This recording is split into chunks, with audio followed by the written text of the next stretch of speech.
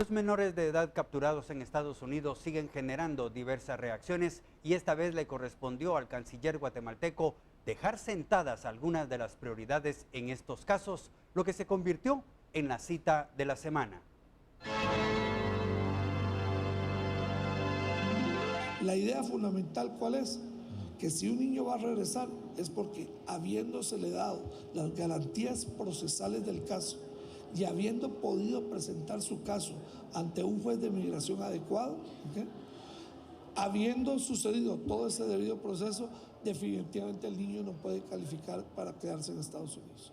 Pero sabemos que si un juez en Estados Unidos mira un caso con el debido proceso que corresponde, con una defensa legal adecuada, sabemos que muchos de esos niños van a poder permanecer junto a sus familias. Esto no es un incentivo para que más niños vayan, y hay que decirlo con claridad. Hoy empieza la tarea para parar ese flujo, pero los que ya están allá, realmente lo que corresponde humanitariamente es poderles dar una solución en el marco de las posibilidades de sus familias allá en Estados Unidos. Viajar de mojado a Estados Unidos es ponerse en manos de los coyotes que muchas veces estafan a los migrantes, a quienes no solo les cobran grandes cantidades, sino que luego los dejan abandonados a su suerte o bien les terminan haciendo daño. Esto en el reportaje principal de esta edición. La constante migración de guatemaltecos hacia Estados Unidos no solo ha representado problemas y riesgos para sus vidas durante la travesía, pues redes criminales también aprovechan la situación de pobreza y desesperación de las familias para obtener dinero extra y bienes inmuebles. Ella es Josefina Coyote, tiene 4 hijos y vive en Patzún, Chimaltenango. Su esposo viajó a Estados Unidos con un coyote, pero para pagarle debía conseguir 50,000 quetzales. No obtuvieron crédito en los bancos. Entonces él prestó una cantidad de dinero con un prestamista de Quetzaltenango, pero sin saber que estaba firmando pues un documento de compra y venta. Pero él nunca le dijeron pues que era compra y venta, sino que era como garantía, que quedó los documentos, garantía del préstamo. Al pasar unos meses, Josefina fue notificada para desalojar su vivienda. Mi esposo estaba aún en la cárcel de Estados Unidos cuando llegó la primera notificación en donde decía que yo tenía que desalojar. Pero yo me puse a eso por la situación de que nosotros nunca vendimos la casa y el valor de mi casa no es la cantidad que prestó mi esposo.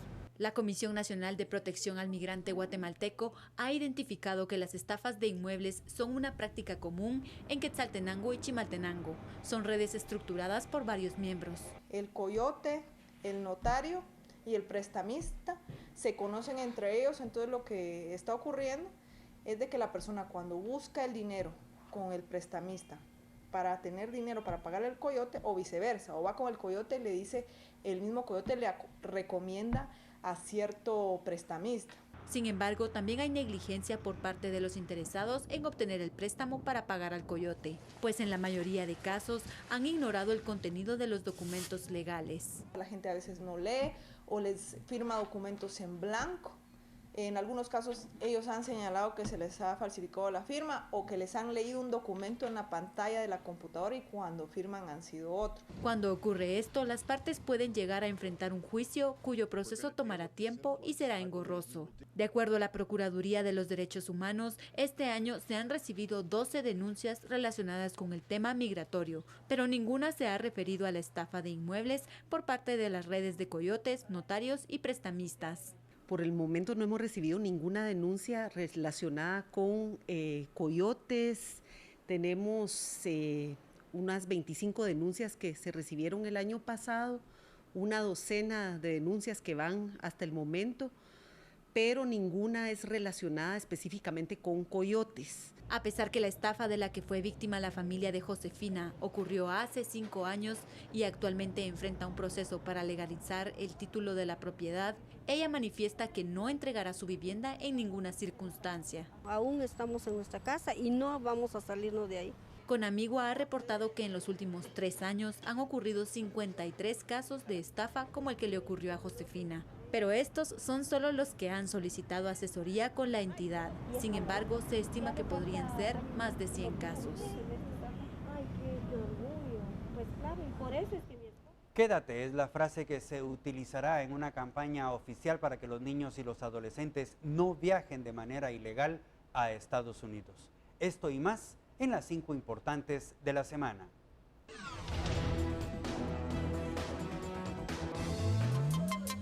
Bajo el argumento de que los abastecedores de carne han aumentado el precio de ventas en los expendedores porque el ganado lo están comprando en México, las carnicerías incrementaron 2 quetzales el precio de la libra de carne, lo cual alcanza los 28 quetzales en la capital. Para el Ministerio de Agricultura, este argumento no tiene validez, debido a que los productores están abastecidos de ganado.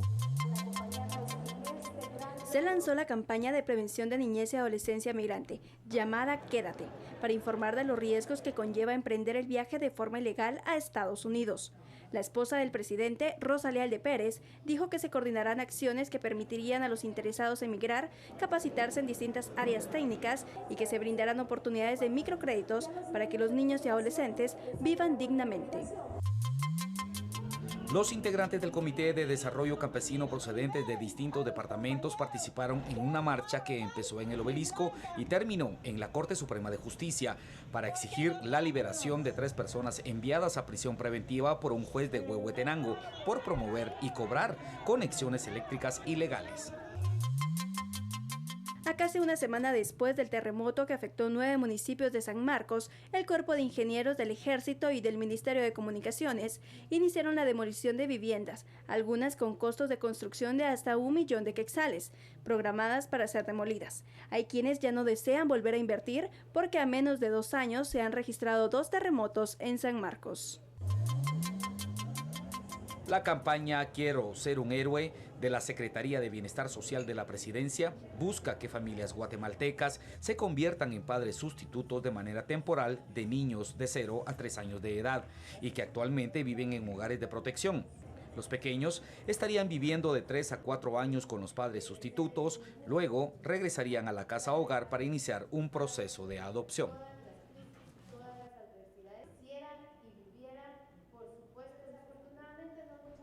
El terremoto que azotó Guatemala provocó severos daños en la mayoría de departamentos del país, sobre todo en San Marcos, que volvió a ser uno de los más castigados.